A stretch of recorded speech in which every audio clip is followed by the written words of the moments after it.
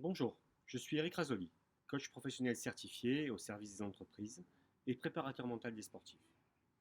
Dans une vidéo précédente, je vous ai parlé des 7 piliers de la motivation et de comment agir sur chacun d'entre eux afin de renforcer votre motivation ou celle de vos collaborateurs dans un environnement professionnel ou dans votre pratique sportive. Aujourd'hui, j'avais envie de vous parler des différents types de motivation. Quand on parle de motivation, on devrait plutôt parler des motivations. Car en effet, il y a plusieurs types de motivation que nous traversons tous au fur et à mesure de notre progression dans notre projet professionnel, personnel ou sportif. Nous allons donc parler aujourd'hui de motivation extrinsèque, de motivation intrinsèque et de motivation prosociale. Commençons par la motivation extrinsèque. C'est quoi? La motivation extrinsèque est la motivation extérieure à vous-même, comme les récompenses par exemple, une prime, un cadeau, une médaille, ou les sanctions. Cette motivation va agir comme la carotte et le bâton pour l'âne. Elle va nous faire avancer par envie d'être mis à l'honneur ou par peur d'être sanctionné. Dans un contexte professionnel ou commercial, cela se traduit comment? Un commercial va être motivé par une prime sur résultat. Un employé va être motivé par un avancement dans l'entreprise. Un client va être motivé par une remise de fin d'année. Mais que se passera-t-il lorsque le commercial aura atteint son objectif et obtenu sa prime, quand l'employé aura eu son avancement, ou quand le client aura atteint son objectif d'achat chez vous? Et que se passera-t-il si ces objectifs sont atteints sur 10 mois au lieu de 12?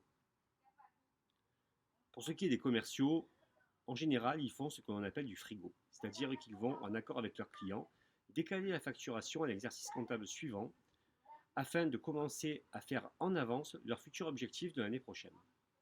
Il en est de même pour un client. De la même manière, une fois l'avancement obtenu, si le collaborateur ne voit plus d'évolution possible, il finira par se démotiver et voire même quitter l'entreprise pour une entreprise concurrente.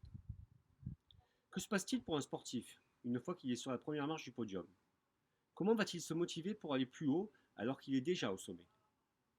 Vous l'avez compris, la motivation extrinsèque est une motivation qui peut se révéler très fragile et qui impose pour le manager ou le coach sportif une surenchère perpétuelle dans les récompenses. La motivation extrinsèque est néanmoins utile et son efficacité réside dans le bon dosage de celle-ci avec la motivation intrinsèque.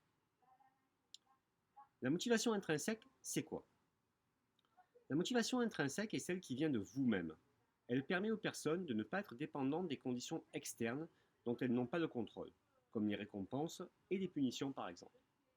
En reprenant le pouvoir, grâce à la motivation intrinsèque, les personnes deviennent autonomes et plus solides également.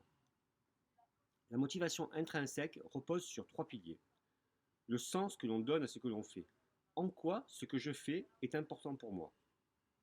La maîtrise, le fait de développer des compétences et de progresser. L'autonomie, le fait d'être le maître à bord et de ne pas subir. Le sens que l'on donne à ce que l'on fait est très personnel, mais il est toujours pourvoyeur de plaisir.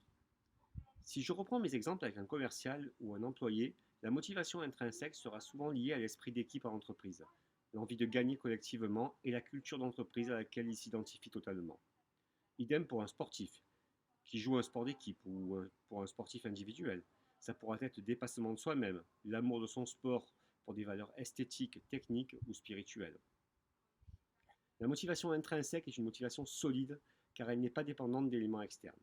C'est la motivation qui va permettre aux coureurs à pied d'aller s'entraîner les soirs d'hiver, sous la pluie, dans le froid. Celle qui va donner envie au commercial de performer même dans une situation de challenger ou au-delà de ses objectifs annuels. Ces 2 types de motivation peuvent se compléter d'un troisième type de motivation qui intervient en parallèle des 2 premières. C'est la motivation prosociale. La motivation prosociale est très puissante car elle est basée sur le sens du sacrifice et le besoin d'aider ou de faire plaisir à une personne pour qui on a de l'amour ou de l'admiration. C'est la motivation qui va faire qu'une personne va s'arrêter de fumer en devenant papa ou maman. Cette motivation que l'on pourrait confondre avec la motivation extrinsèque s'en différencie par le fait qu'elle ne repose pas sur une quelconque pression, mais sur le désir sincère de faire plaisir.